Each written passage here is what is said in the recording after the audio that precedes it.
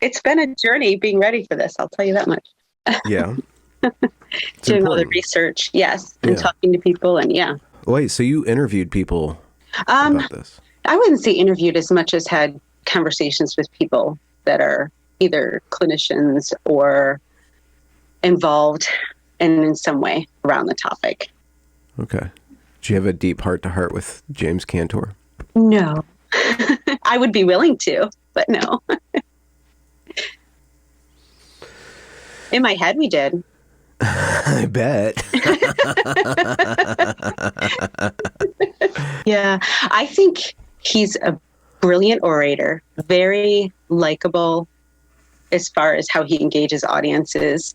And I think he's got some valuable input. I just don't necessarily think he draws the same conclusions I do. Yeah.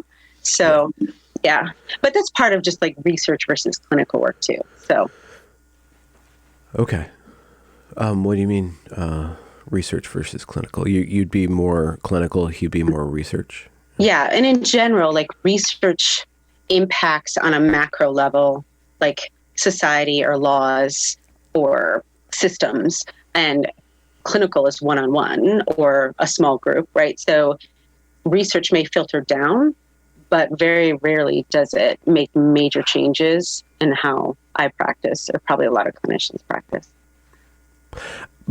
But it would impact, I mean, he does work, he gets called into court all the time, so his stuff impacts policy, which would probably impact who ends up seeing you or who you end up seeing.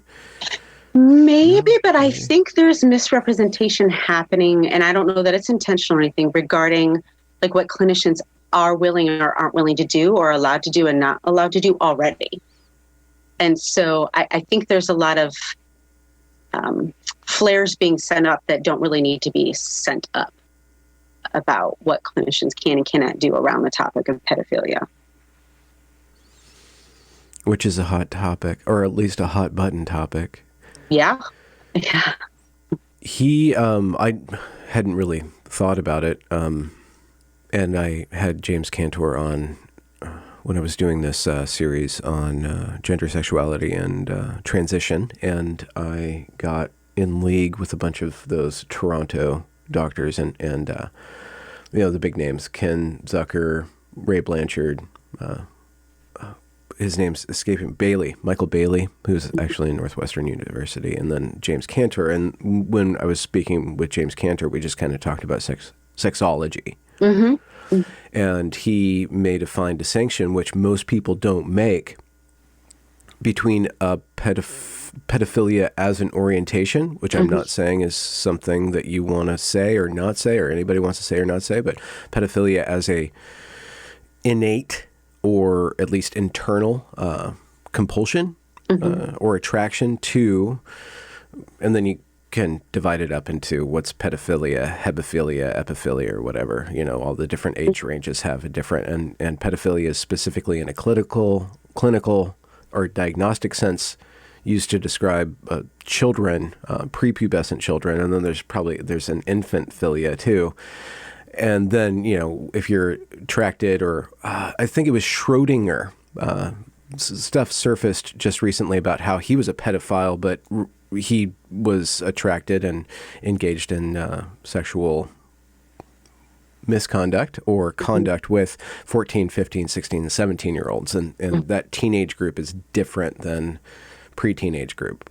But long-winded, me cranking into gear ramble cut short, there's a difference between the orientation, and we can talk about that or argue about that, and the act.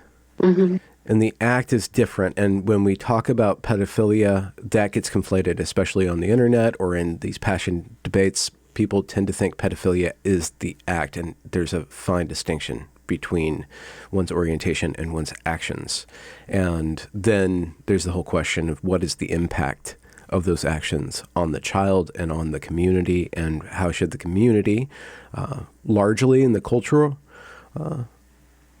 stigmatize or not stigmatize the pedophile act, and then what should the clinician do when approaching someone who is committed or is oriented sexually towards children. committed sexual action with children. So that's kind of the basic groundwork that would be great to hear your thoughts on from there. Okay. So let me add a few layers to that structure and we can try to break it all down. I have no issue talking about where I land regarding, is it an orientation? Is it a preference? What's the difference between those two? If it is, what do we do? If it's not, what do we do? Like, I'm willing to go all those routes. And I'm willing to give my opinion on it at right now based on research. And I'm also willing to talk about the difference between a societal response and a clinical response. And there is some overlap, right, in those two systems. Like, mental health field could say to society, we need to do this thing. And then society gets to respond. Or society could say, we don't want you to do this thing, and create laws around, like, you're not allowed. So there is some overlap, but they're very different responses. So I think there's an issue here where we're asking society to act like mental health clinicians. And so I want to add that other layer onto it. The impact of society acting like clinicians could be summed up in James Cantor's,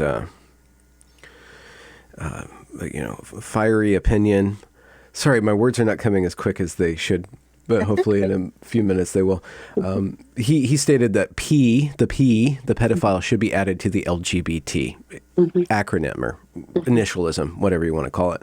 And that would mean the impact of that societally, if we see the direction in which that acronym has developed over time from acceptance to celebration, which is how it's being pushed societally and culturally. We are to not just appreciate or accept the gay, lesbian, and the trans, and then the bisexual, and all those other Q things, and then celebrate them. We're supposed to celebrate them, or that's the thing. So if we put the P on the initialism, then that entire attitude towards celebration of sexuality will result in us celebrating.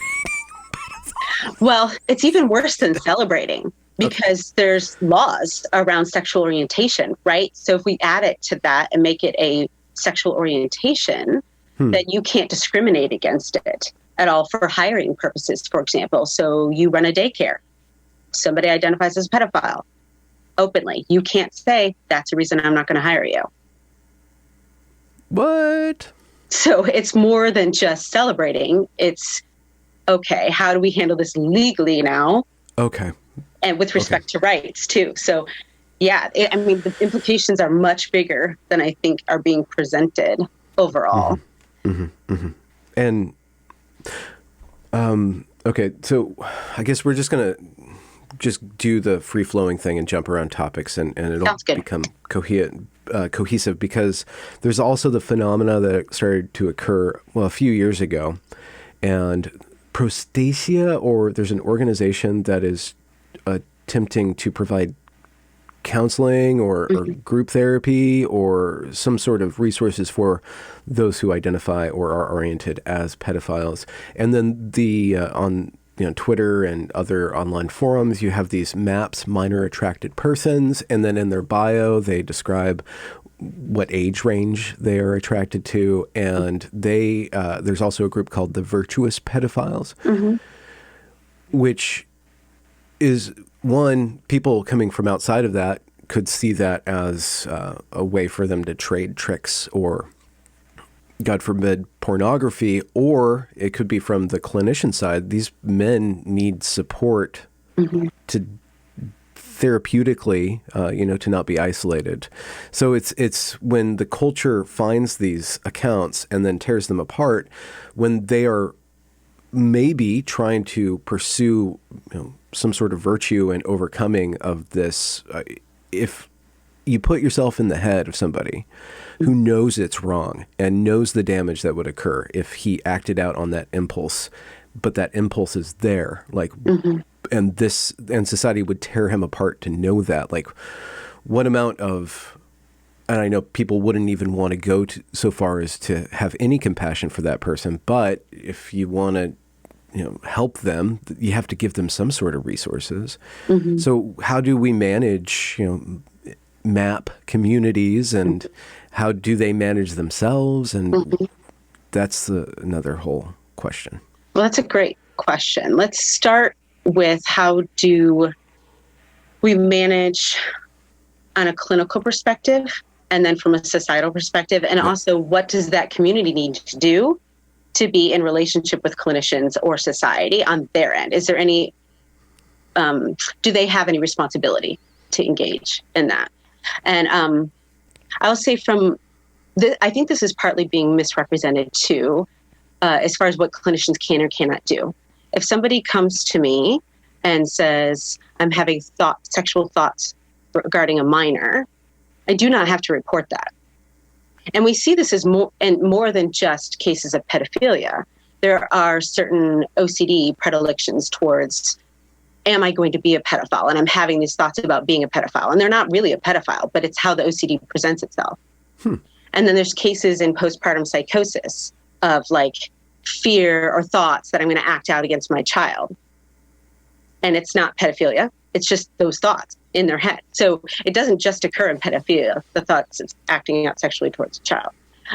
So I can discuss thoughts all day long with someone. And while there probably are clinicians that aren't willing to do that, like I just can't enter into that type of counseling or with that topic, I think that's valid too. I don't know the history behind those clinicians.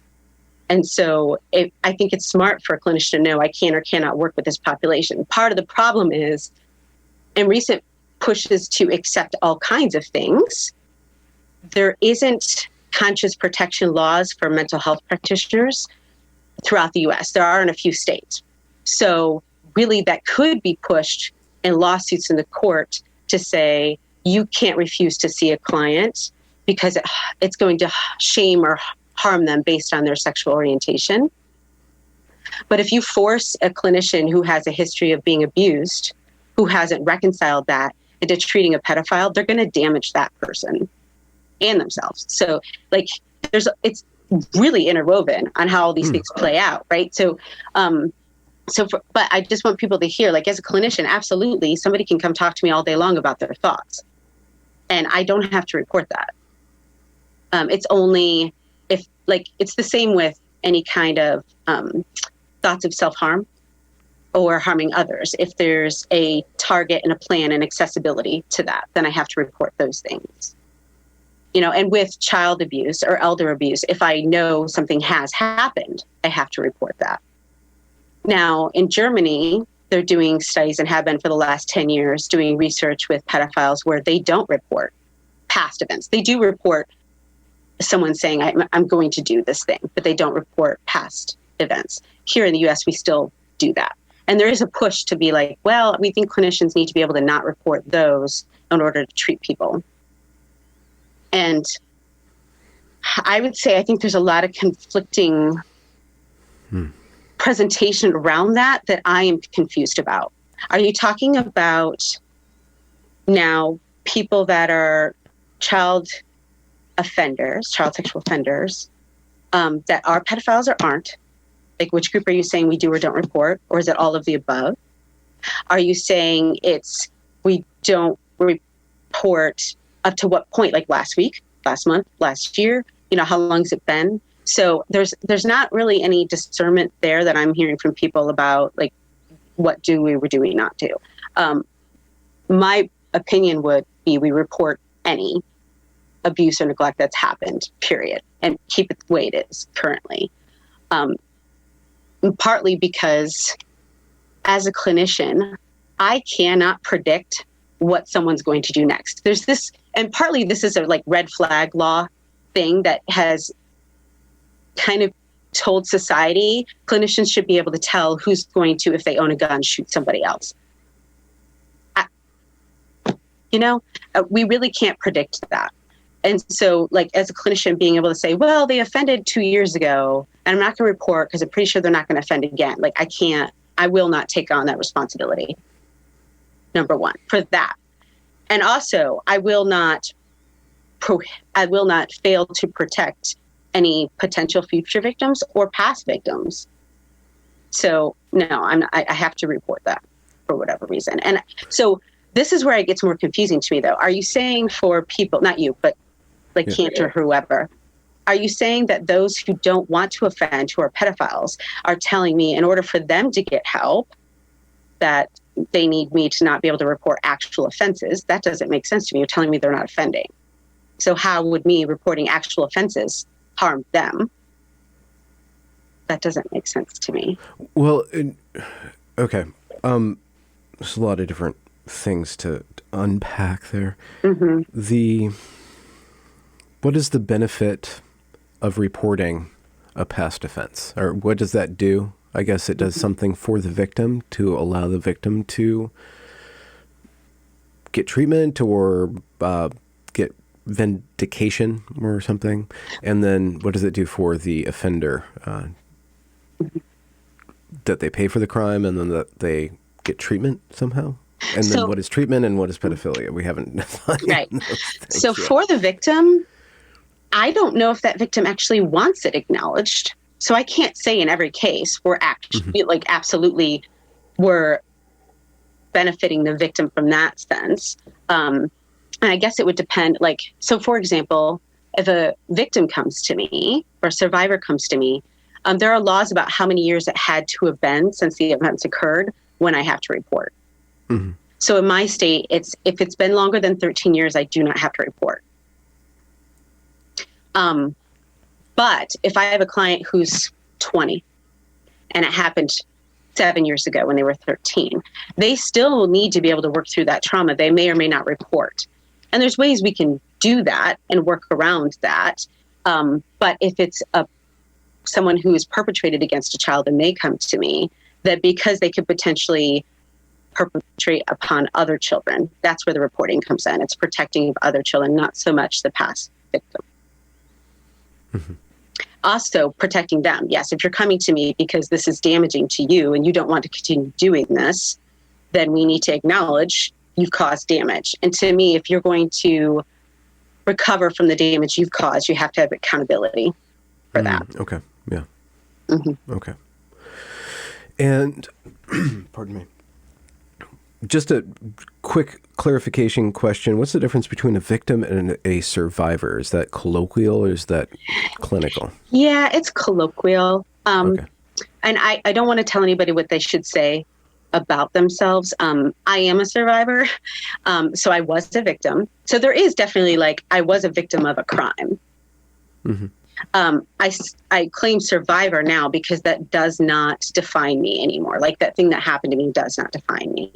And so I can't say everybody uses those the same way, but they're definitely within the survivor village.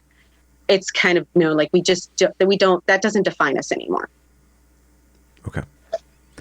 And speaking of that community, what are some of the general things that we can learn about victimhood and survivorship with regard to a child abuse or sexual assault as a child experience, the trauma?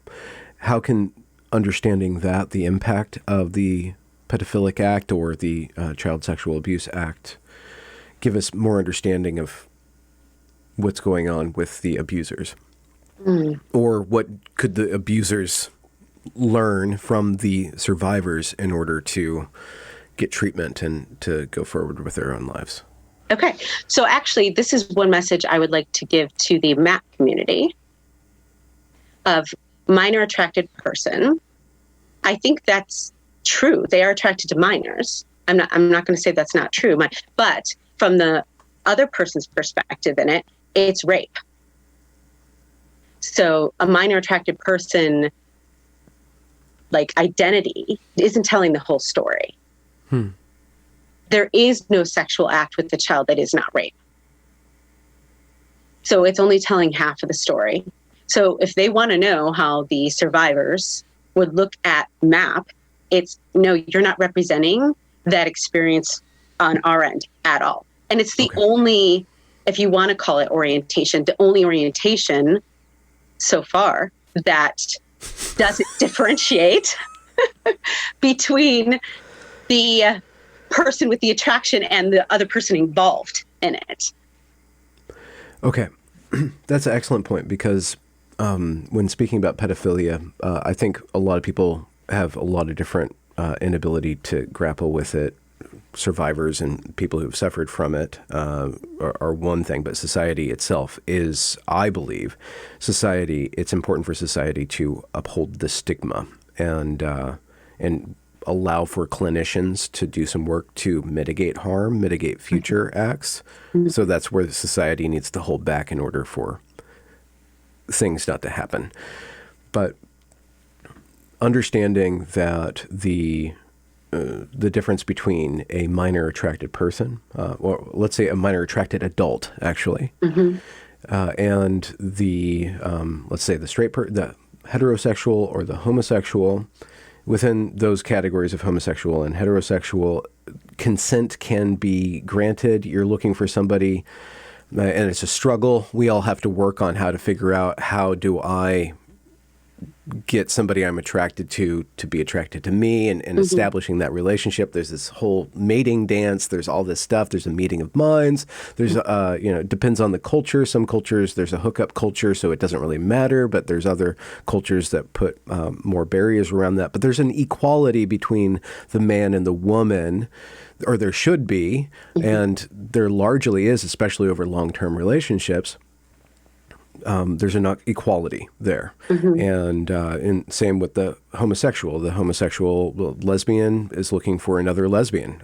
Mm-hmm. Generally speaking, is not going to try to convince a heterosexual woman or force a heterosexual woman to enter into a sexual relationship or a sexual act, which is another question. Is the minor attracted adult seeking or compelled just for that sexual activity, or do they want a sexual relationship? Is that thought through across time, or is it only just the basic animal urge, mm-hmm. right? And then how do you separate that animal urge from that human need for actual bonding mm-hmm. in there? So with regard to the child is not on equal footing in the right. power relationship, does not have the cognizance to understand what's going on, and therefore can't necessarily consent to what's going on. And also, I'm not saying that I agree with this or I know much about this, but there is murmurs among the sexology community that I've been reading and looking at, that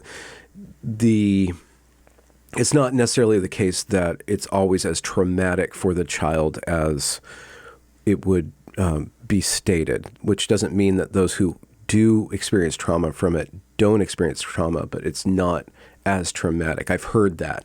Mm-hmm. I've heard them say that. I think what I have heard along the same lines is they don't conceptualize it the way adults do, and adults place their conceptualization on it upon children. Yeah. That's the way I've heard it stated. Which again would show you that it's not equal, that the child does not have the same. It's not equal. They're mm-hmm. not cognizant in the same way that the adult is. Mm-hmm. Which should put it off. Like one specific theme I've heard is that a child does not have the idea that their body has been violated. So maybe trust has been violated, but not their body. They can't conceptualize that. And to me, whether or not they can conceptualize that, their experience moving forward will bear it out. So for example, if there's sexual abuse early on, very young, the especially if they can't have their own framework about it and they don't know any different, they will move forward thinking that is the purpose of their body. The purpose of my body is sexual in nature, and they might not even attach the word sexual to it, but these things that we do in nature and to be used for others, even if it hurts me physically, even if I'm emotionally unsure or uneasy. Like that's what the lesson is that they're learning through that. So I can't say, I don't agree that it doesn't impact them bodily. It just, they might not have the same conceptualization as an adult, which is like, oh, this is a violation of my body. They're just learning, that's what my body's for. Yeah. And it's not till later that they can conceptualize, wait a minute, what were these messages I was told? Okay. That brings up some profound questions about child development or human development and the experiences that happen and how they affect us going forward, just in our in our wiring, in our basic wiring, and the narratives that we tell. Acts can be very profound. Sexuality, for some reason, it's really powerful for the human being. And it relates to, I mean, there's a Nietzsche quote about sexuality touching on the pinnacle of the human being, or it gets to the core of the human being. And I think that is kind of romantic, maybe even a religious conception of it. But there is a question about why is sexuality so meaningful to us? And what is the relationship between sexuality and ego development and, and then societal interaction going forward? I don't know that we can separate all of the things that go into that to me. And even when I was looking at all the research around, like, is pedophilia an orientation or not? Like, there's so many different potential areas of interactions in life that can impact that. So you have sex being a physical act, and like how your sex organs interact with your brain so you can orgasm, and then the endorphins that are released there. So there's just that piece of it. Like, it's just pleasurable if it's two mutual people that can consent that want to do that. It can be pleasurable. So does that then create its own drive for that? And we've seen plenty of places where sex addiction becomes a problem, and it obviously can become an addictive activity. So there's just the brain wiring and then endorphins and all that, how that feeds into it. Then there's, like you said, how we frame it from either a religious perspective or a cultural perspective or a family of origin perspective. There's some epigenetic stuff at play too, where how our genes are expressed can be impacted by our reproductive environment. Right. Our environment. And also, like, whether or not epigenetics can be inherited, like, be it down generations. I don't really know if we know, is that just through genes? Because epigenetics isn't the making of the genes. It's whether or not they express themselves and how they express themselves. Kind of like, I think of light switches, whether it's switched on or off, right? And so we don't really know, like, yes, this light always being off is passed down, or is it hereditary things that are like pressing it down? So like addiction is the likelihood of being an addict based on it's been passed through genes or just through oral stories and environment and experience. So we don't really know all the pieces of how all of that works together. You dropped the word family of origin. Could you define that? Yeah, it's like your biological family you were born into. Okay. And I mean, that's an interesting question in and of itself, because not everybody lives with their biological family too. So there's like the nature biological family, and then nurture whoever raised you. Either one. Yeah. And the experience of a sexual experience, I guess when we speak about childhood, we're basically saying that it's before the child can possibly have, who knows, like when a child experiences pleasure or not, or is cognizant of the body, and under what circumstances. If two children, this is so, I don't know where I'm going to publish this episode. Two children end up, or if as a child I had a sexual experience with somebody my same age, like how does that affect my development as opposed to an adult? So there's a lot more things going from an adult because of, I guess, power structures, hierarchies. And you brought up the term trust, and I wonder if we can bring out or explore how trust is important, and how does trust function in the relationship between an adult and a child, and where is that line, or how does that end up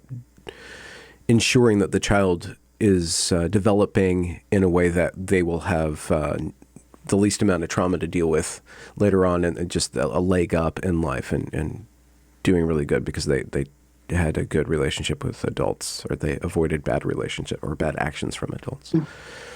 If you don't mind, before I answer that, I want to go back to the beginning of that, and whether or not you publish this part of it or not, tie it up to you. But I want to actually address like sexuality in children, and when when do children feel pleasure and children acting amongst children. Like we do know somewhat about what is normal development, what is not about that. And I see this, like the conceptualization as adults, we place things about our kids. I see this happening in many different movements right now where I, as an adult, have this sexual orientation.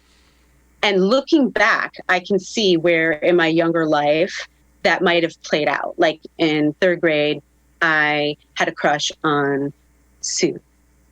And so as an adult lesbian, which I'm not, but if I was, like looking back and going, oh, I've always been a lesbian. But it's still true that in third grade, you don't have a conceptualization of lesbian, right? So you're not if the schools get their way, or certain movements within the schools. Yes, and I think it's really dangerous to sexualize children like that rather than let them naturally develop and develop language around it at age-appropriate levels. So yes, a 3 or 4-year-old could feel pleasure in their genitals if they're stimulated. And it's not uncommon to have a 2-year-old boy who touches his penis a lot. I have 2 boys. That is not uncommon. And yes, it's pleasurable, but they don't conceptualize that as sexual. Right? So if an adult comes along and is like, oh, you like that, it's okay for me to do that. No, because for you, that's sexual, and they cannot consent to what you interpret that. Oh, but okay. So how do we know that that's not? How do we know that's not sexual? It's just it's a different in kind. It's a different sexuality in kind because there just happens to be more nerves down there, so it's pleasurable, but it's not yet sexual. How does that differentiate between the adult? Because the adult understands that there's this thing that happens that. This orgasm that happens, and the child doesn't necessarily have that.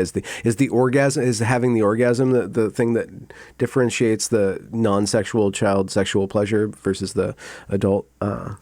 No, so we have biological sex. I'm female, you're male, biological sex.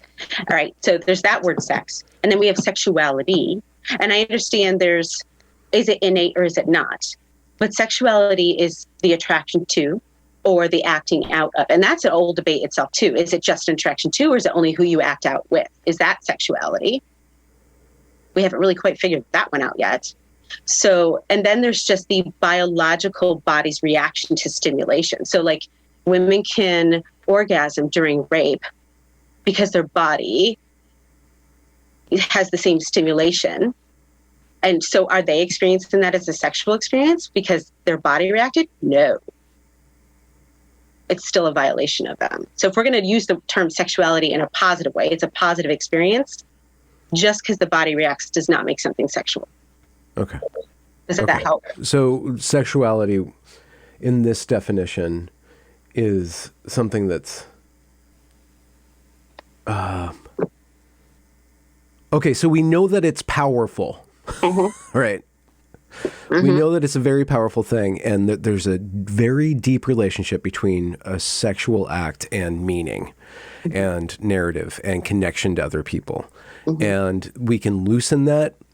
You can see, again, with hookup culture, you can loosen that and you can make it mean less and less and less, but you're going to come up against a wall, and there's probably going to be women that suffer more because women are going to be more inclined to want more meaning in that transaction or around that transaction. And there might be something about the body, and we can go evolutionary, and we can just say that because of the amount of resources that are required to deal with the consequences of the sexual act, of course, the woman is going to be predisposed to want more relationship around that to help with that. Whereas the man, because of his evolutionary thing, just like wham, bam, thank you, ma'am, wham, bam, thank you, ma'am. And eventually, though, I think psychologically it's going to be draining on the man, and he's ultimately, well, there could be exceptions to that. I'm sure there's exceptions to that, but ultimately it's unfulfilling to do that. So we know that it's powerful beyond just the pleasure, and especially in early years or in the first experiences of it, your first crush, your first kiss, your first holding of hands,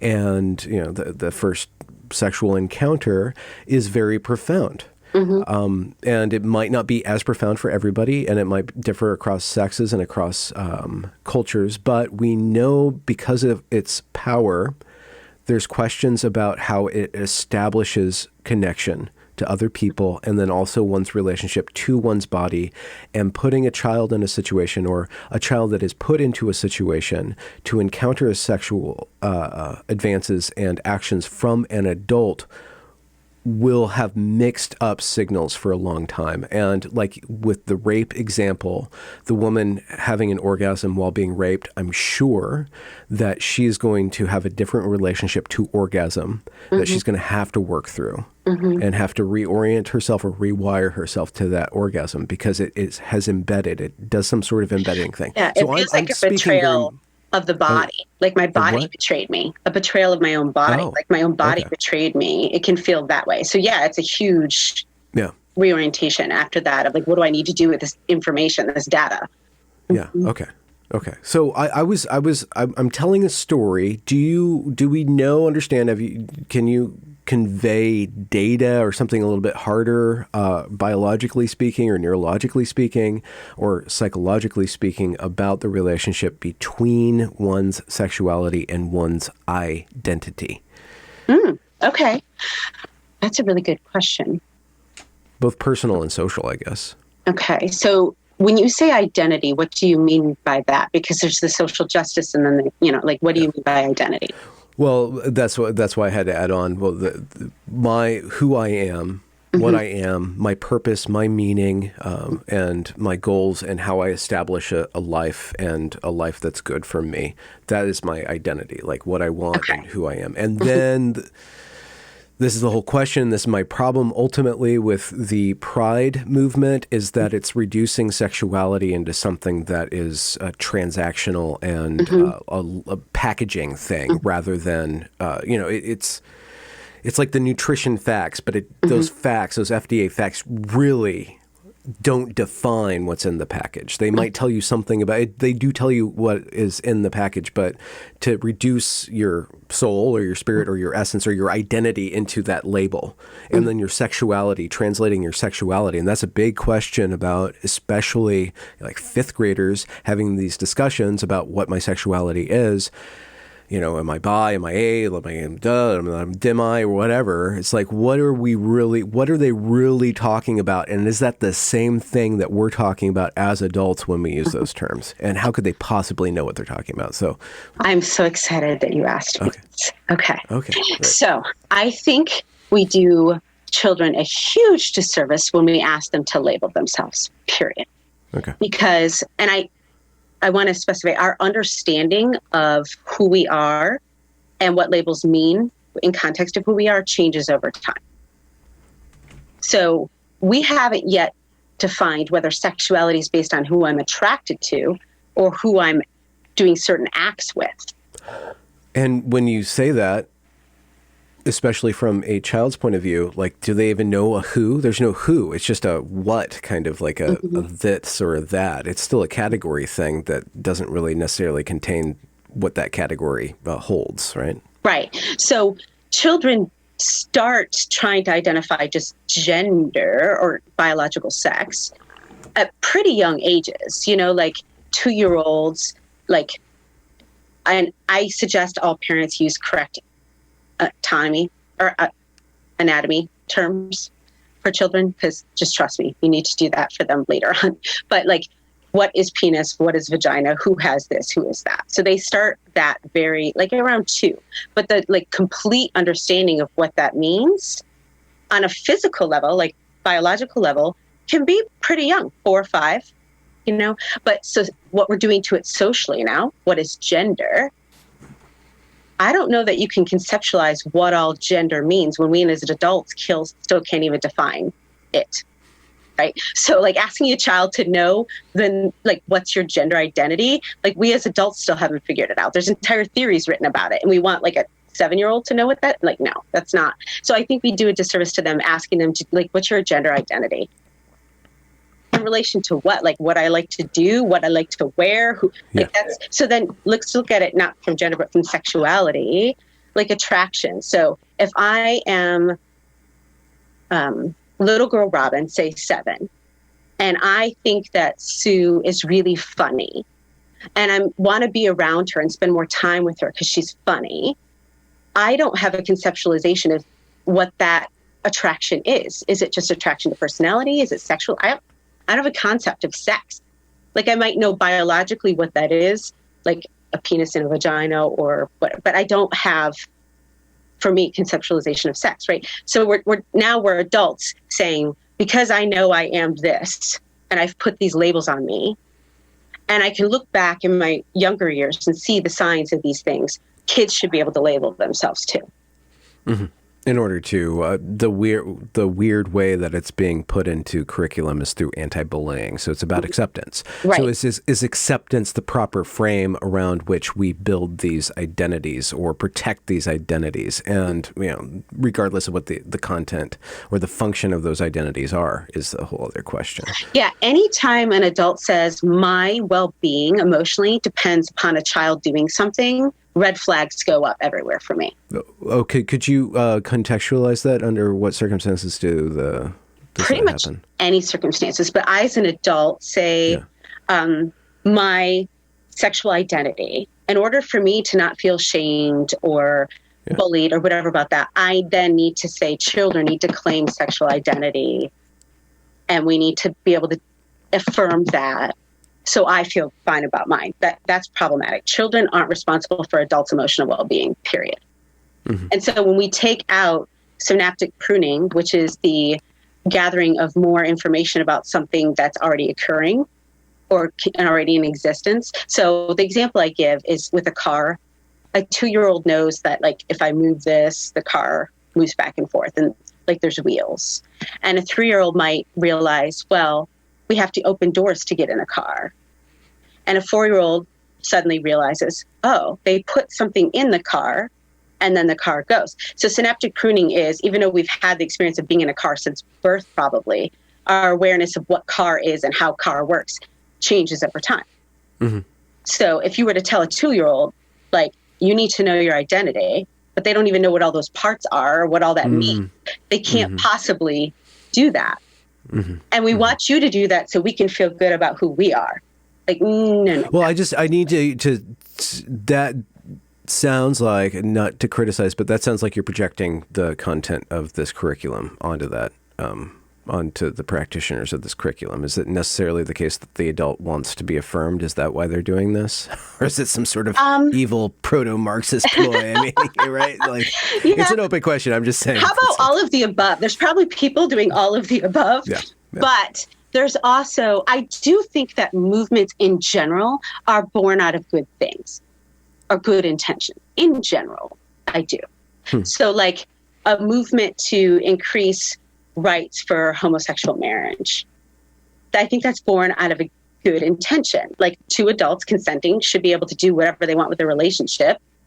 And we as society shouldn't be able to tell them what they can or cannot do. Like, okay, so that movement is built like great intention. Now, do we then use that movement to say, okay, now that we're being affirmed that we are allowed to live our lives, so we need to place that upon children? That's our adult conceptualization of what children mean, right? When I think children need the freedom to be able to learn at age-appropriate levels what these words mean, and then figure out for themselves, do these words fit me or not? Mm-hmm. Mm-hmm. And how important are they? The problem with gender is manifold, but because I think I'm gender positive personally. I think it's very useful. I think it's fun, but I take a literary tact, and then you can get into a mythological and archetypal kind of tact to it. It's a refined kind of playful activity, and it's based on very complex feelings and intuitions about states, but that is being kind of, I think the same kind of way of thinking is being brought down to a very low resolution categories that define you. And these are so important that you know what a woman is and that you are or you're not a woman. And if you're not this kind of woman, then you must be a man. That kind of thinking, that's so low level thinking is the wrong way to implement gender. Especially when you bring it to children. And if a child or if a developing human being is is in a climate where these categories are no longer playful. They can't ever develop. They are so rigid. And then there has to be these post facto, the way to make them less rigid is to make them more and more complex. And that's why you have, if you get into the gender, researching how this rapid onset gender dysphoria and then the drive to transition is occurring in teens, it seems like that they want to change, and then there's all these rules on the TikTok thing with all these different complexity things. Instead of just letting it be, it becomes this power. All this other stuff is being translated that I don't think that the adults are intending with all this gender queer theory and all this stuff of trying to upset norms. The child or the developing person is still trying to express power and play with themselves, or not play with themselves, but play around with these different things. Yeah. So I actually want to push a little harder into that. I see different movements intentionally. Now, I'm not saying they know what they're doing, but the pattern I see is intentionally moving their own journey to identify themselves as whatever, or what their needs are as adults, whatever those needs might be, and applying those to children, and then utilizing if you don't give us what we want, children will be harmed. So from the beginning, what we want is correct, and if you don't give us what we want, children will be harmed. So, for example, if we look at gender dysphoria, if you don't affirm that we are trans and we have all the rights or whatever, children are going to commit suicide, because if you don't affirm us, then they won't feel comfortable. Exploring, right? You can have a trans kid or a dead kid. Right, exactly, which is ridiculous. What are you doing? And then, there's a whole world of gray in there. And that also predisposes that there aren't therapists that are able to work with children in that. Mm-hmm. And if there are therapists that are willing to do it, they have to do it the way that we want. So since I'm an adult and I want you to affirm me, you have to affirm every child that comes in front of you. No. So now we see this with pedophilia. We want to be affirmed in our sexual orientation. And if you don't affirm us in this, more children are going to be abused. Okay. So where is that coming from? Is that a sense that you get, or is that the tendency or the problematics involved in allowing pedophilia to carve out the same place in society as the homosexual? Both and. So I see it coming from Dr. Cantor. I see it coming from the MAP community. If you don't accept that this is a natural orientation and allow some kind of expression of that, which could be sex dolls that are children or graphic novels including sexuality in children, then more of us are likely to act out. So if you don't give us what we want to satisfy our sexual urges, more of us are going to act out on children. Is anybody, sorry for this question, everybody that's hearing me asking it, but this is just a question. Is anybody harmed by someone with a pedophilic orientation having a piece of plastic that's molded into the shape of the body that he's attracted to? Okay. I have a question in response to that, and then I'll break down how I think it impacts either answer. Okay. Does that person think that sexual attraction to children is wrong? If they think it's wrong and they're having discomfort with, I'm a pedophile and I think that engaging sexually with children is wrong and I have discomfort about that, then absolutely them having a doll they act out on harms them. Like, I'm repeatedly engaging in this thing that I think is wrong and it's harming them. If they don't think it's wrong, just having thoughts about sexual acts with children, then I want to understand what their definition of rape is and where they define the boundaries around rape. So are you telling me you don't think rape is wrong? Or are you telling me you don't think your fantasies about children is rape? Like, I don't understand the disconnect there. Okay, so if the attraction is wrong, then they shouldn't be acting on it. Mm-hmm. But if they still have it, then you'd be inclined for them to seek help to deal with that in some way.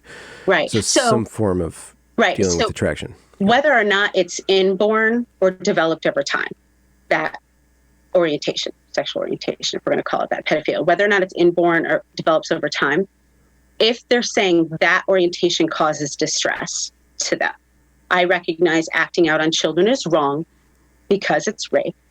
I'm uncomfortable with fantasies about acting out on children. Then we need to reduce the thoughts, not hand them in materials that increase the thoughts. Okay. So the argument against the doll and the media would be that reinforces. It doesn't assuage. Mm-hmm. It releases the tension, but it doesn't diminish the orientation or the attraction. Right. It reinforces the attraction. Right. And I'm seeing the MAP community, whether or not they intend this, the message I'm receiving is, we want you to affirm that our orientation is natural and it's okay for us to have fantasies about it. And my response is, whether or not it's natural, like it's happening in your brain somewhere, doesn't make it healthy or good. And so if you can't have a conversation with me about whether or not you identify that as rape, then I'm less inclined to. But is it rape if it's a drawing or a piece of plastic? So I don't think we can say, I can separate in my brain the idea between a live child or a picture of a live child and a drawing. If I'm fantasizing sexual acts about either of those, it's somehow different from my experience. You're still fantasizing about doing things to a minor. Or the representation of a minor. Or the representation of a minor. Either way, it's still this younger human. No minors involved. There's no minor. I haven't even gotten to whether or not this harms minors. This is just whether or not it harms the pedophile. Okay. Right? Okay. So, yeah. So that's a separate question. So we'll get there. Okay. But like whether or not it harms the pedophile themselves. If they're saying, I'm uncomfortable with these fantasies, then yeah, we don't want to increase engagement with material that's going to increase these fantasies. If they're saying they're not uncomfortable with these fantasies, which I'm seeing, like, no, this is natural. I need community to just accept that this is natural for me. I have grave concerns about what do you think rape is? But if it's not involving a child, then they're meeting the standards of society. How do you fantasize about having sex with a child without there being a child? Because the representation is not the child. There's no soul within that doll. There's no soul. There's no child. There's no consciousness within the drawing. So are we saying that our sexuality is just with pieces of flesh that we imagine? If I theoretically saw a photograph from 1920 of a nude model in some sort of ornate Orientalist thing, and she had a very nice bottom, and I hypothetically became aroused and did whatever it took to release that. Did I do anything with anyone other than myself? Okay, so again, you're focusing on that person instead of your experience of it. I'm asking to stay in your experience of it. Okay. Are you telling me that in your head you're fantasizing to orgasm? You're fantasizing about a piece of paper? Like, I'm sexually fantasizing about this piece of paper, or is it the woman on the piece of paper and what you would be doing to her? Whether or not she's real doesn't matter. Is it about that, or is it just like I'm fantasizing about this piece of paper? Okay, so the question then is, am I doing harm to myself by disconnecting or inserting disconnection between my sexuality and the human being or the object of the sexual desire by engaging in a sexual act with a material good? Is that harming me? Is that harming me? Mm-hmm. Not if it's affecting anybody else. Is that harming me? Mm-hmm. Is it? I would, again, if you agree that the fantasies about sexuality with children is bad, then yes, it's harming you to engage in that. Okay. If you don't think it's bad, I have questions about what you're telling me about how you're fantasizing. So, Okay. Okay, say there's a drawing of a child and someone's saying there's no child hurt. Okay, fine. Well, again, set aside that side of the equation, whether or not children are hurt by that image. You're telling me masturbating to that is two-dimensional. I'm not imagining a child. It's just a drawing. I'm fantasizing a drawing. Well, are you? In your head, are you fantasizing a two-dimensional experience, or is it a three-dimensional experience you're fantasizing? So I can't put myself. Oh, man, this is such a difficult. Okay, so well, let's not make it about child, because that's like again with that model, 1920s or whatever. Are you fantasizing a two-dimensional experience of that, or are you fantasizing a three-dimensional experience of that? Well, I guess three-dimensional.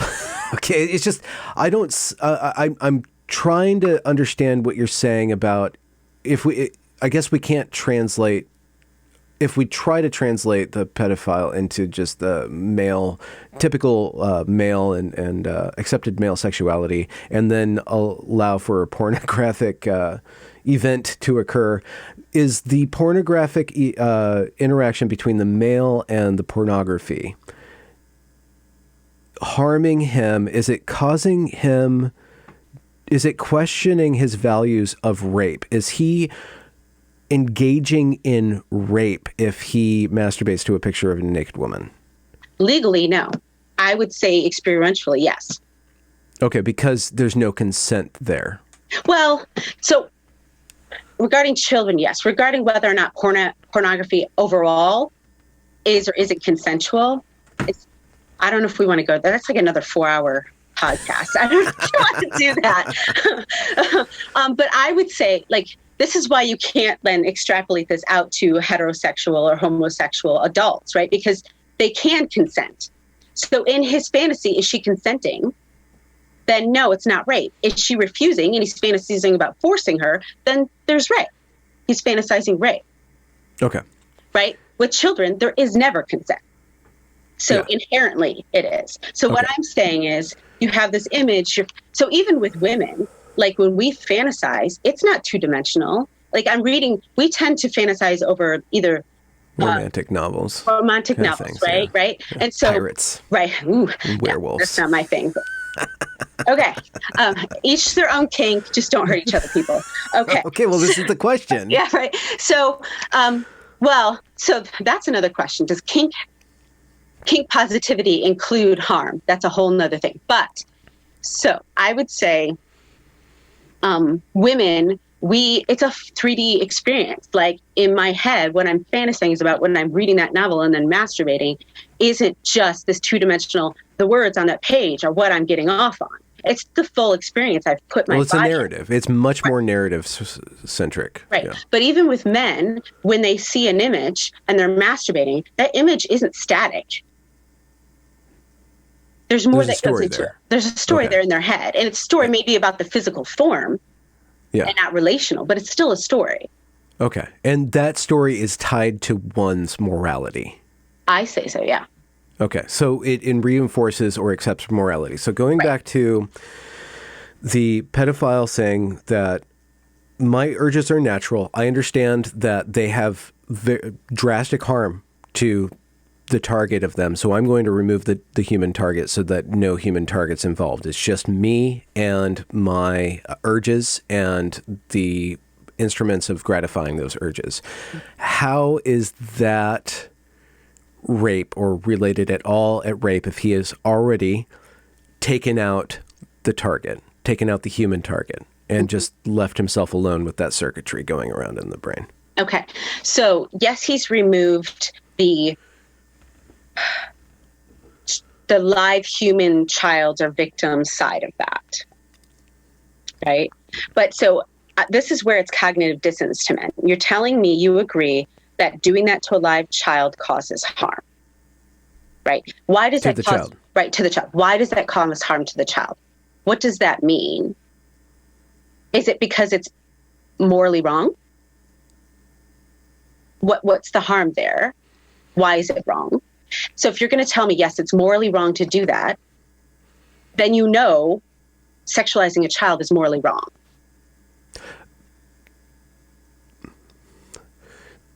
If it's morally wrong because we go through and somebody agrees that it's a developmental thing and it violates the child and it sets them up to a lot of work that they don't need to go through, and then violations of trust and just dealing with all this stuff. So it's wrong for the child to experience this.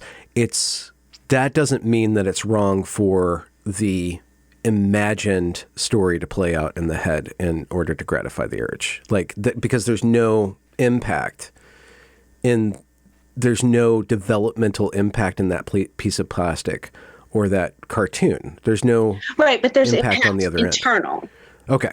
So right? It reinforces it. Now the next thing where I think I can start seeing where you're headed is where that becomes a social category where men or a group of individuals are reinforcing each other in that. And then that will eventually become a morality. That will become an ethic. And then where does that police and how does that not intensify? And then with the added cultural acceptance and then the legal apparatus around that orientation, how do we know? How do we contain that? So I could see the kind of a slippery slope argument. I don't think slippery slope arguments are a fallacy. I can just see that if you start here with the act and accept that this act will happen, then bring it to the group of acceptance, then it'll just keep on becoming more and more accepted. And the line of morality will eventually harm a child. So participating in that eventually. Right? I don't want to say that actually is true, because I don't know that we can have research about that specific category, that if we give pedophiles that don't want to act out materials to them masturbate with based on their fantasy preference, that they're going to end up acting out. We see that in porn with adults, that it increases both the porn increases the need for intensity, or it's almost like gaming, right? Like another level up of something more drastic or more exciting. But we see that it gets ever more, and how that plays out in their lives. Like we see that men who have addiction to pornography stop feeling physical pleasure from touch from live women. They need that ever increasing intensity. But I can't say, we don't have research, and it would be right now illegal to do that kind of research. It's illegal to publish that kind of thing in the United States, at least, to publish that thing about children. So even graphic, right? So we can't even do that research legally around whether or not that would increase the need to act out. But here, we haven't talked about how this impacts children yet. On the other side of it, I don't think that any one person fantasizing in their head about anything negatively impacts another individual specifically, like that child or whoever in their head, that drawing of the child, right? That no, there's no harm necessarily done to that. Like if somebody's out there fantasizing about whoever in the same room, that person is not impacted by fantasy in their head. Now, as a group, if we accept that fantasy is normal, then we are saying something about that group we're fantasizing about too. And so, yes, if a group of people get together and affirm, yes, it's okay to fantasize about this, it says something about that group of people. It's okay for us to fantasize acts upon that group of people. And this is, to me, where objectification occurs. That group exists for our pleasure. And so where's the relational aspect there? Now we've divorced sexuality from relationship again. So can pedophiles have sexual relationships? I would say not ethically, morally, or legally. So now we're objectifying children in that group. And now we're extrapolating from society. We want you to let us objectify children. Yeah. Right. And so at some point, to me, those materials, if we allow them to exist, will be used by people that aren't trying to contain behavior as grooming materials or self-gratification materials that will increase their acting out. I don't think we can contain those materials. Now, I've thought about this, like, if we're going to say this is where it goes back and forth from societal to clinical. If we're going to say, like, okay, but clinically, I'm trying to imagine in my head, I have somebody coming to me and they have pedophilia and they want to contain it and not act out. Am I going to have that material in my office and then, like, I provide the material and leave and they masturbate and I come back and that's clinical work? Like, is that, like, I can't even imagine that as a therapist, me being like, all right, I'm going to go get lunch. You just, do your thing and I'll be back and you'll be relieved. To me, that's not clinical work. To me, that's not like there's some kind of discomfort or disconnect that I'm helping you alleviate. You're wanting sexual gratification. That's not a discomfort to me in you. Mm-hmm. I think the issue is your upset society won't say that that's okay to want that, whether or not you ever act out on it. That's the discomfort. That's why you're coming to me. Okay. So you think that there's more there if somebody is presenting them. Well, okay, there's two things. If somebody presents themselves voluntarily versus gets into trouble and needs to see someone. Mm-hmm. So if somebody commits a criminal act or is on the verge of it, I guess whether voluntarily or involuntary is presented in a clinical context will probably change the clinical practice somewhat. But are you saying that if somebody in order for us to protect children, we need to reduce the sexualization of children within the pedophile? That is the way to protect children and to guard children and also to change pedophiles. So we need to convert them, if that's such a thing. So I don't know. I'm not a fan of, like, I think conversion therapy is completely unethical. It's not my job to change how you think or feel about things. That's not my job. But it's also not your job to let you engage in that either. Not my job. Okay. Not my job. Okay. So, no, but I'm saying as a society, if I think it's fine for society to say, no, we are not going to sexualize children and we are not going to approve of any attempts to sexualize children. Like, as a society, we're not going to do that. That's different than a client coming and saying, I'm having these urges and I want to deal with the fact that I can't act out on them. That's discomforting to me, that I can't even have materials on my own to act out on them. Like, we can work with that within society's parameters of that. And I thought, like, even if MAP, if that community wants us to identify that as an orientation, then are you willing to go along with whatever guardrail society would want to put up around that? Which is, if are you identifying as MAP, are you willing to say, I will never live with or work around children? Because to me, if you're saying, yes, I agree that the sexualization of children is wrong, and I want to be recognized that I have this innate desire, which I can totally empathize with, that's probably really, really difficult and painful to have that and not have any outlet for that. And so I want to be identified as, like, that's my inborn innate, can't change it nature. Okay, how are you going to accept boundaries around that then, so you don't get put in a position to act out on that? Mm-hmm. And I don't hear anything from the MAP community. We're willing to accept boundaries around that. So the destigmatization is not being accompanied with a response. The right is not being paired up with a responsibility. Exactly. Okay, mm-hmm. So that's one question to have. Going back to the sexualization of children, I think not we as a society, but forces within our society are doing that by inserting sexuality and gender into schools. That's what it's a grooming thing. So it's all our societies. Yeah. Totally I mean, our not TV protecting children. Yeah, absolutely. Our TV, I mean, the show Euphoria, that is sexualizing teenagers and drug and alcohol use every week. And lots of adults who are completely anti any kind of discussion about pedophilia being a natural, normal, whatever, are watching that show, not realizing the disconnect between, like, I don't like you trying to sexualize children, but I'm willing to watch the show that sexualizes children. Find entertainment in that. Like, that's a disconnect for me too. Like, that doesn't make sense to me. We can go into the cuties discussion, but maybe we can just let that one be. Yeah. Well, even just pageants in general, like, it's sexualizing Pageants. Yeah, in Like general. beauty pageants. Yeah, it's Do they have, objectification. I'm sorry to ask this, do they have swimsuit? They have swimsuit competitions I in don't those? think they have swimsuit, but they do have outfits that are Feminine. Yeah. not even feminine. It's more, am I visually appealing to you?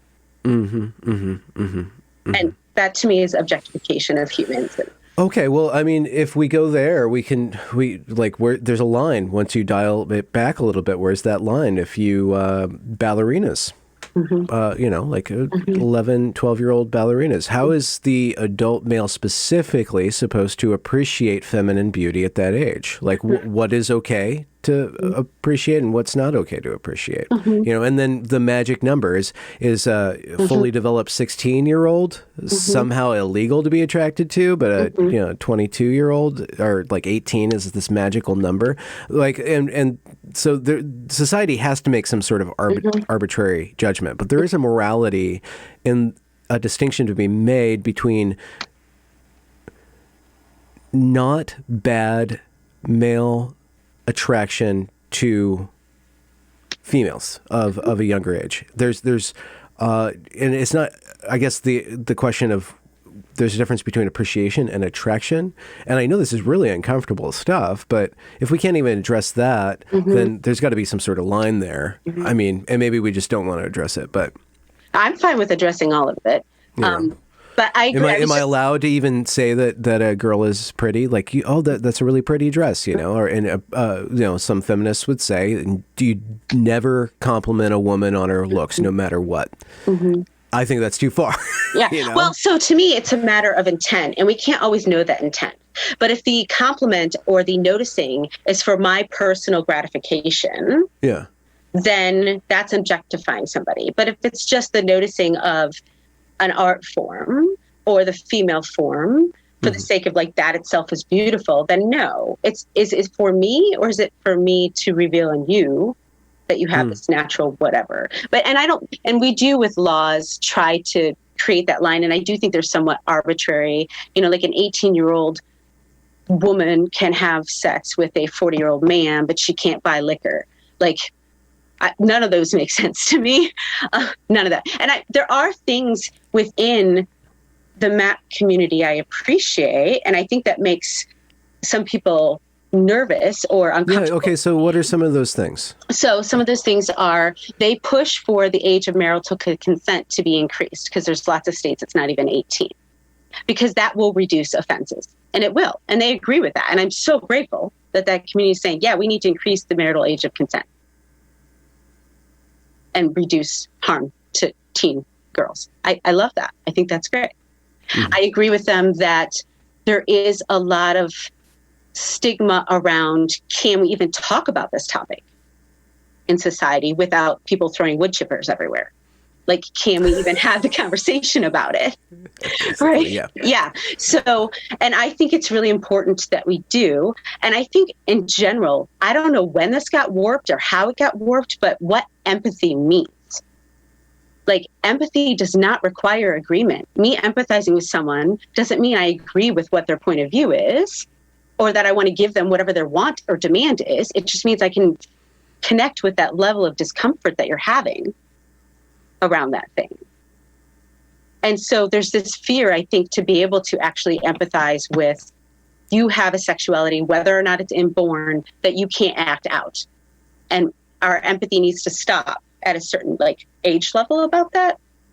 I think our empathy can be forever about that, and we can still completely disagree that it's okay or that you act out on it or whatever. Yeah, that's another question about the direction in which our society is headed, and the questions about how public should sexuality be, and what are the consequences of taking something that is so private and making it an identity, which goes beyond that. And then also when we're talking about children, the sexual angle, the sexualization angle of getting them to talk and to think and to categorize themselves before any sort of natural development or development that occurs outside of the structures and complexities of adult thinking, which is just different. Adults think differently than children do. And introducing all these categories, that's one vector. And then we question, why is that happening in society? And we can go into a lot of different things, but also that's also happening with regard to race and with regard to other things. And the impact of that, I think, is pulling us apart. And I fear for this next generation of trying to have some sort of unity, solidarity, concept of individuality and sovereignty. And so I want to bring up, maybe this is a framework. It might not be useful. I don't think it's clinical, but the relationship between sexuality and ego/identity and sovereignty, and that goes back to just developing agency and ownership over one's personhood, and how sexuality over the course of one's life defines that and feeds into that. I think it is valuable. And I think we have to have a conversation in society about how parents impact that as well. So coming from certain religions, for example, masturbation is a sin. And as you have I have a tween and a teen now, boy and girl. And as watching them develop through their concepts of sexuality and what that means, and trying on labels and all of that thing, that yes, we placed it on it. And now I don't know if there's any reversing that, of like my 9-year-old placing labels on themselves because they've heard them somewhere. Like, I don't know how we reverse that. I do think it's damaging, but it's happening. So as a parent, when you're doing that, I think there's this, I need to place my morals and values on my children, which makes sense to me, right? Like, we want them to be raised in our own worldview. And that's true of any worldview, atheist, Christian, Muslim, whatever. So this idea that like somehow one group wanting to raise children in their own worldview is wrong, like that's just natural and innate and human. I don't think that's necessarily wrong. But if we have to think through as parents the consequences of that. So if I'm going to tell my children point blank, sex before marriage is wrong, never ever do it, it's bad, which is what was done with me. Their ability to then have conversations with me around like, okay, sure, but what happens if I do it anyway, is completely cut off.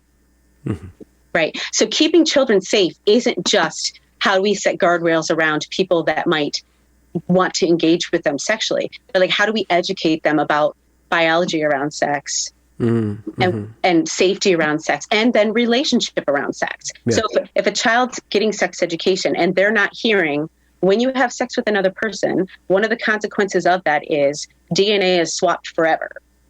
Like, that's a biological thing.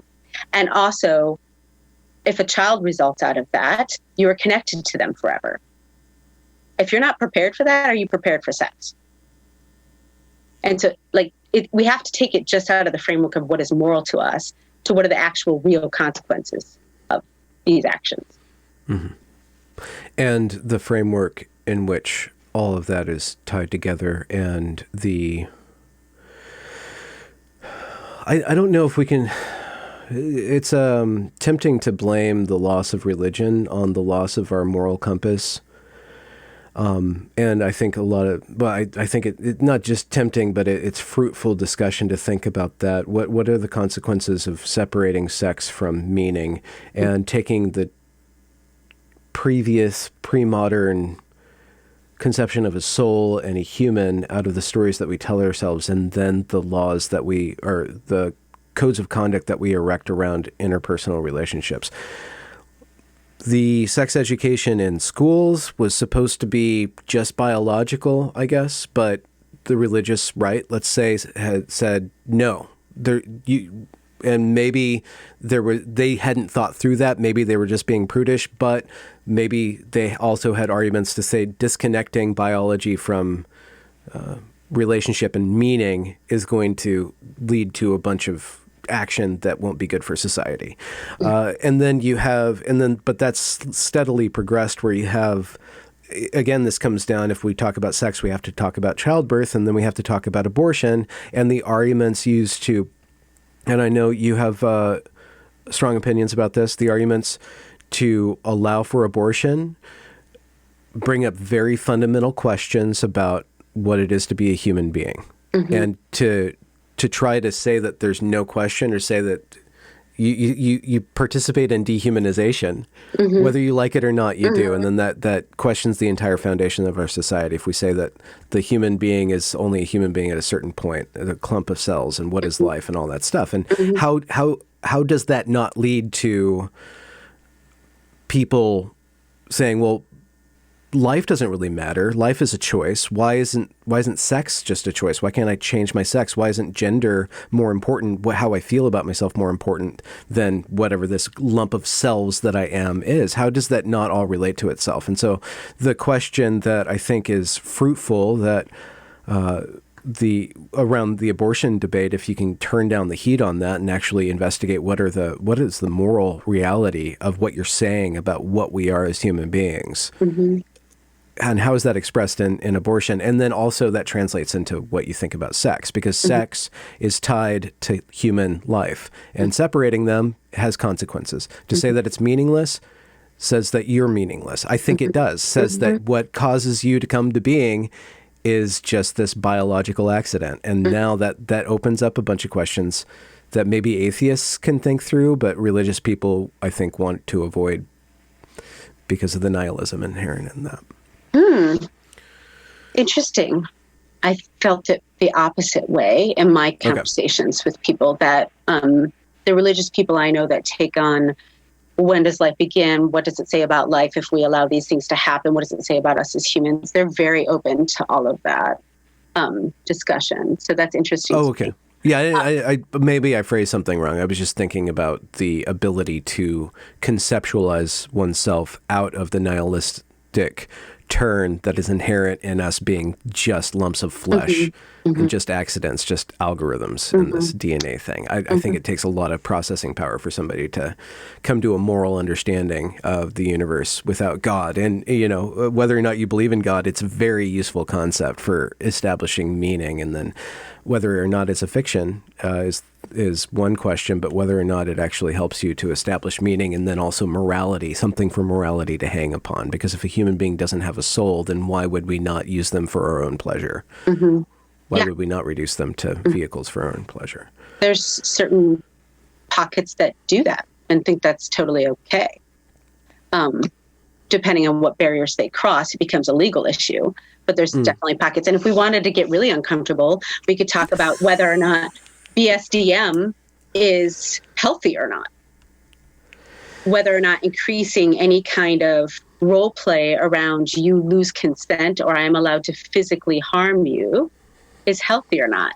So, I mean, again, that would be another 4-hour podcast probably. Do we need, I think people are not thinking through all the implications of all of this. I don't think way back when, to kind of take it back to how you started that whole thing, we thought about the implications of giving schools the job of teaching sex ed. Like, why was that decision ever made? And I grew up in the 80s and 90s, and when it was taught, girls and boys were separated, and the discussion about the opposite biological sex's mechanics was very minimal. Like, you learned a lot about maybe how your own mechanics worked, but like, how many people don't know how women's menstrual cycles work, both men and women now? At this point, I'm not even sure it's taught. I just learned about the clitoris last week. It's buried in a bone, apparently. It's magic. That it is. Sorry.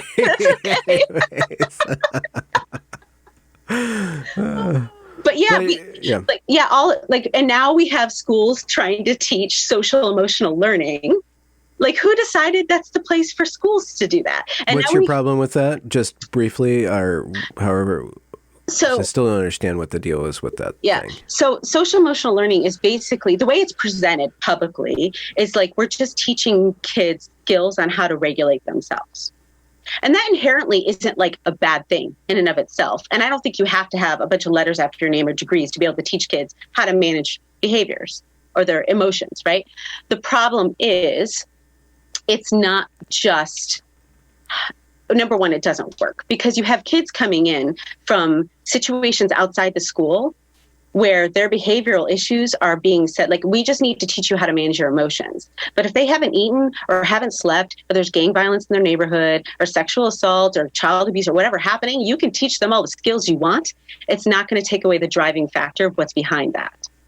Or if they're super bored in class because we're doing Common Core math in first grade and we have to teach you 16 different ways to add 9 plus 8, and they figured it out on way 2, and now we're 4 weeks in and they're acting out, and we're just going to teach you how to like, you're not addressing the stimulant for those behaviors.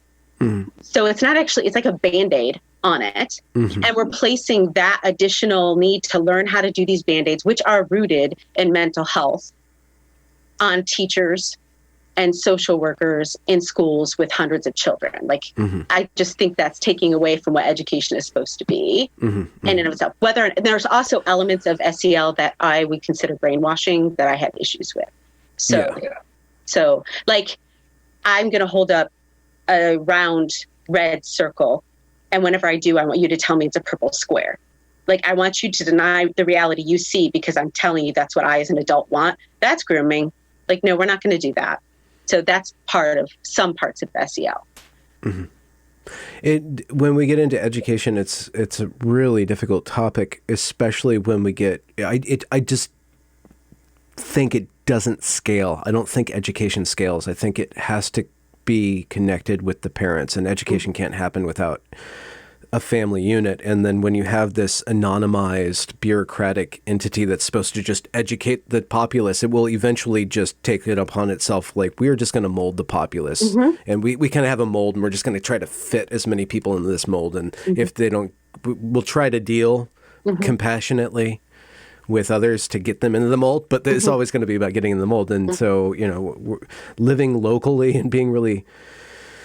But I mean, there's so many people in the world, and there's so many circumstances, and people just kind of thrust into this world, and they grew up in a bad family, and they replicate that, and then the children is born into that. And how does the state do anything about that? I mean, it's just a lot of grueling, burnout social workers eventually just trying to do a little bit to help a little bit of people, and then moving on with their lives so that they're not burdened. It's just a huge question, but we can call out brainwashing and bad practice on a policy level for what it is, and questioning. I mean, I was in a mandatory state mandated training a couple weeks ago about sexuality, right? It was all anti-bullying, but as you get into it, it's like, well, this is what it means to have a gender, and this is when you're discriminating based on gender, and the child should be free to talk about their sexuality. And there was a picture of a grown man next to a little girl, and the narrator's like, he should be able to ask and talk about sexuality with the children. They should be able to express that. And then our next training was about sexual abuse and like all the codes around not abusing children. It's like, wait, hold on. It's like, you can't have it both ways. And who's behind this? Who is behind this? And what is the nature behind this? And you can get into the whole Marxist thing because you see a lot of, so there's some socialist school in Germany that decided to want to make sex just totally free and totally liberated from any sort of morality. And that's the question. What happens when you liberate sexuality from morality and then do that to children? What is the result of that? You can have adults treating children as objects of pleasure, and then children having to deal with the consequences of that. Well, I've been having really interesting conversations on the Twitter in the last 48 hours around state laws on when children can seek mental health counseling without parental consent. Okay. And how that fits into the school system. So in my state, it's age 14. A 14-year-old can seek out counseling without a parent's consent. So if we're going to be placing counseling in schools, which already exists in some places, that child can go to the school counselor, tell them, I think I'm transgender. And that counselor can never inform the parents and go about their whatever they do. And if we're telling counselors, you have to affirm because any other thing is bullying, then it's just a pipeline to surgery at that point. And that's not therapy. That's not mental health. School to lifelong medicalization pipeline. Yes. Not just medicalization, like without getting too far into conspiracy land. When you blow that out bigger, it's school to identity crisis in 10 years pipeline. it's school to sterilization pipeline and lowering the population. I mean, there's all kinds of themes of what that's going to create. And parents are slowly waking up to it bit by bit to this, because it just kind of came out of nowhere. And part of my work has been to try to shed a light on that. But it's so deeply embedded, it's really scary. Well, so I get a lot of pushback on what I'm about to say from my rad femme mutuals or gender critical mutuals on this. But these themes of how these movements happen began really with dehumanization of the unborn, of like, women are going to kill themselves if we don't let them have this, or women are going to do this on their own if we don't make abortion legal. So we're projecting really terrible things that are going to happen to women if you don't let us have this thing. And then we see that happening with gender. Kids are going to kill themselves if you don't let them transition and you don't let us have affirmation as the model for how we handle gender dysphoria. And now you move it to pedophilia. More children are going to be sexually abused if you don't let us have this title and acceptance in society.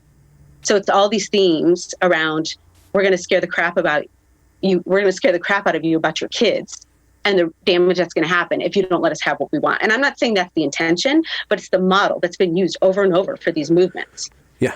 Yeah, the rhetorical, what's it called? Overinflating danger. Is that histrionic? Is that, what's the technical term?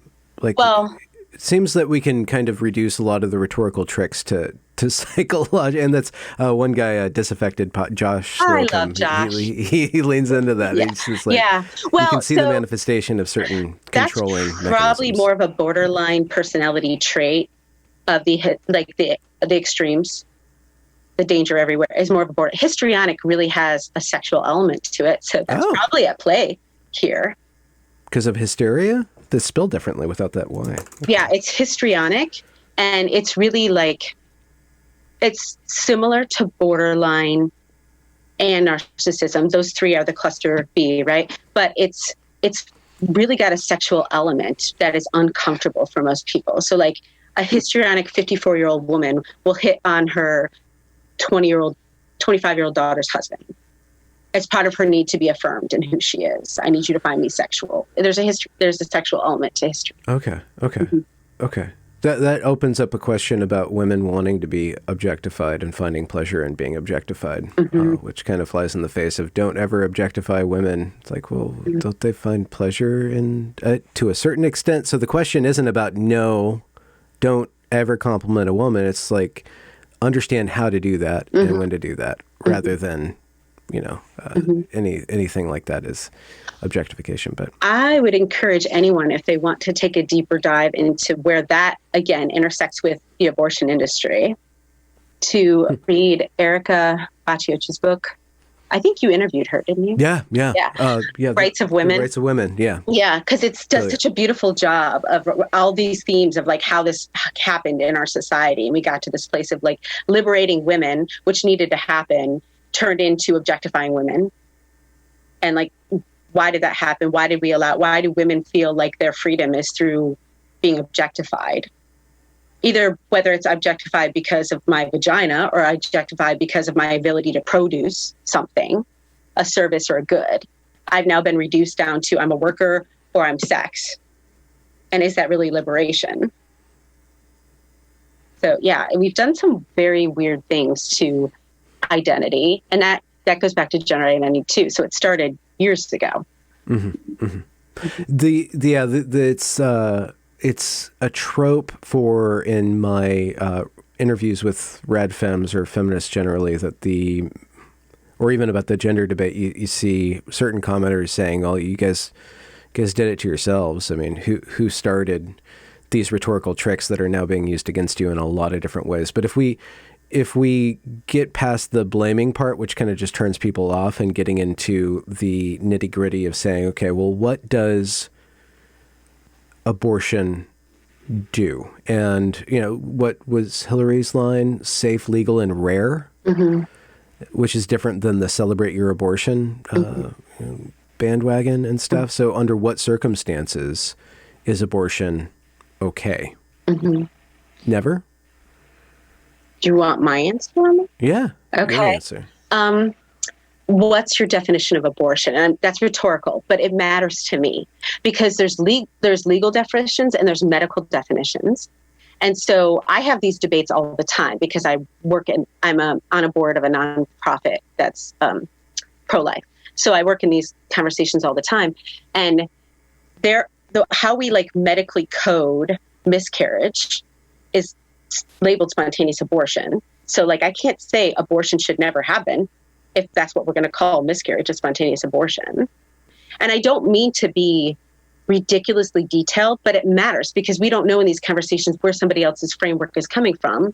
So the thing I hear more often is, what about the case of the life of a woman? Like if her life is at risk. And there's the principle of double effect, which says it's basically triage. When you have two lives at risk, you manage the more dangerous risk first. And you try to do no harm to the other life in the process. So just for a second, if we take it out of a pregnancy framework, if you have two people coming in from a car collision and they're both needing medical care, while you're working on the one that's most inherent, you don't stab the one that's not, right? Like you don't intentionally do harm to them. So if you're trying to save a woman's life, we don't intentionally harm the child. That may occasionally call us to do a premature delivery where the child doesn't live outside of the womb. But there's been no intentional harm caused to that child, right? So that's the principle of double effect. And so yes, that technically in medical lease and legalese is abortion. So in that case, if that's how we're going to term it, yes, I think it has to happen sometimes. To me, that would be the only time. Under life-threatening calculus, then. Yeah, and because... Go ahead, sorry. No, go. You don't. I don't think life includes all health outcomes or mental health outcomes. It's truly like triage. Her life is at risk. Her very ability to go on living is at risk. Yeah. It's not her, the impact on her, I guess, insurance premiums or her career prospects for being a mother. That's not the life you're talking about. Right. You're talking about. So, that way of thinking rests upon a axiomatic framework, or at the root of that is that the child is alive. The egg plus the sperm equals life. Is that where you base it? Because you just peer down this hole, you're like, well, where does it start? Yeah, where does it start? Yeah, to me, like biologically, I don't know where else we would place it. Like there were two parts. And neither of them was a human being. They were human cells, but not a human organism. And then they combined, and now we have a human organism that's completely its own entity. And it has dependence upon another human, but there's lots of situations where humans born have dependence on other humans. So I don't think dependency is the line we draw of when you stop being human. So we have this other, it's a new organism. To me, that's the most basic place of where do we start with a new human being. Any other place after that to me is arbitrary and implies some kind of discrimination, whether it's age discrimination, ability, or location, or dependence. It's some kind of discrimination of we are discounting you from human because you don't meet these criteria that we've added on top of you just being an organism that is Homo sapien. Does that include then the heavily disabled child, like a child that will only live 10 years and barely be able to do anything without thousands of dollars a day poured into their bodies? I think saying that's not a human would be dehumanizing and discriminating against that child. And I think the pro-life side does not do a good job on a slogan movement level. They do on individual conversations a better job of acknowledging, if we're going to tell people you have to live through really difficult things, how are we then going to help people live through difficult things? And this is where we come into am I a socialist that says government's supposed to provide all of these things? And my response to that is, how are they doing so far? Or does it need to be Christian organizations? Are there enough Christians to do all of that work? I don't know. To me, the answer is relational overall. Are you in relationship? Who are you in relationship? What are you bringing into that relationship? I see reasonableness in the sloganeering against the Republicans about, well, you want right to life, but you don't care about the born kind of thing. It's like, well, you have to put your money where your mouth is to a certain extent. I think you spoke about that to a certain extent. Like there needs to be resources somehow. There needs to be some sort of charity. I think that's a valid claim against politicians. But against individuals who are pro-life, I don't know that you can make that claim. There's a whole lot of charity done around that. So I think there is valid to, like, if you're going to create laws as politicians, then what are you going to do in response to that? Is it even a political response that needs to happen? So I do think that's valid there. I think it's also valid just to identify, like, we all coexist. And so I actually, this morning when I was doing my morning devotional, the one-liner was, Lord, if we are extremists, maybe be extremists for love. So we are having a debate right now about what the word love means. And there's some people that say, give me what I want, and that's love. And some people say, loving is pull yourself up from the bootstraps and do it all yourself, and I'm giving you independence, and you just go do it, and that's love. And there's other people saying, like, isn't there nuance here where love is meeting you where your needs are without causing harm? So I have empathy for you and the hurt you're going through, but I'm not going to give you access to things that is then going to cause harm to alleviate that. You know, so like, what is, I think that's the greater debate we're having, is what is love? Yeah, actually, that's a good tact. Saying, well, how do we love each other? If love is the value, we can start there. Right. So in every single conversation we've had, whether it be pedophilia or pregnancy or abortion or whatever, how do we respond lovingly to somebody who's in crisis about that thing? Is it loving to surgically remove body parts because you may truly be gender dysphoric, not able to reconcile, and need that? And we won't really know that for 10 more years or 15 more years, but we don't want to risk you growing more in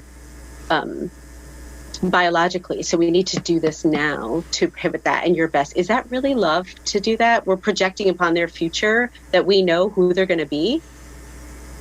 I don't know if that's love either. Robin, perfect conversation, asking much more questions than slaying them, I guess. Intensely wanting to speak about this, and I don't mean to psychologize you or read your intention, but the amount of research that you put in preparing for this is really important to you. And you've worked with pedophiles. You spoke. You've worked with them, and you're concerned about them and society. You're concerned about all that. You have a very big heart that you're trying to engage with this conversation. So, to wrap up, why is this important to you? Why is this topic important to you? You would put your energy into it. I don't know how to answer that. Prior to me watching the interview with Dr. Cantor, I probably wouldn't have engaged in it. I can only slay so many dragons, and I'm not calling you Dr. Cantor a dragon if you see that it's not what I mean. I can only slay so many topics, right? And so most of my energy is fueled into reproductive mental health, and that's where I put most of my energy in my family. But when I watch my work, whether it was the work I used to do with pedophiles or offenders, not all of them were pedophiles, being used to justify social movements or societal changes, yeah, I do get concerned. When I don't see the mental health community overall pushing back on these movements, is saying that's activism, that's not clinical, and we aren't going to do that, I feel like I have to speak up. And I hope more mental health professionals do start speaking up. This idea that pedophiles can't seek help is a lie. There may be some professionals that won't do it for whatever reason, but many of us will, and many of us are aware. I don't have to report, nor will I report your thoughts unless they're directly, I'm going to harm that person. And, you know, so there's this, I have a real big problem with society needs to change because mental health stigma. Really? Does society need to change how we address addiction because there's stigma around drunk driving? Do we just say, like, no, it's okay? And I speak as a recovering alcoholic. Like, I don't need society to coddle me to address addiction. Like, my accountability requires me to say, yeah, I'm an addict. And that's part of my recovery. Sober for 17 years because I'm super aware that I'm an addict, and I'm not ashamed to tell people I'm an addict, and regardless of what they might think of me, that's not my problem. So this idea of how, like, my well-being, my health, my recovery requires you to like me or affirm me, no, that's giving all my agency away. I can't be well without you. No. And I don't want to do that to pedophiles either. You can't be well unless society says, you're good, you're fine, it's fine. No. I don't want to remove their agency either.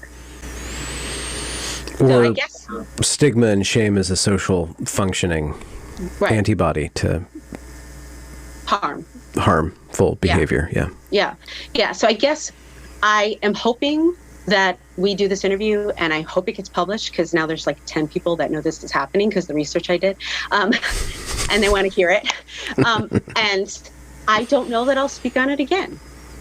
We'll see. That's not my plan moving forward. I have lots of things this year, but if need be, I will. If nobody else is speaking into the space of, like, no, I'm going to push back on these things, then yeah, I'll do it. So with that said, what is on the plate for 2022 for you, and are there publications or other things that people, the random passerby, can be aware of to keep abreast of your accomplishments? Yeah, sure. I am releasing in 2022 curriculum for reproductive mental health. Right now, just in January, there was a release of a textbook. So in colleges for counselors or social workers, they can take a course on reproductive mental health, but nothing exists for practitioners already licensed or already out in the field.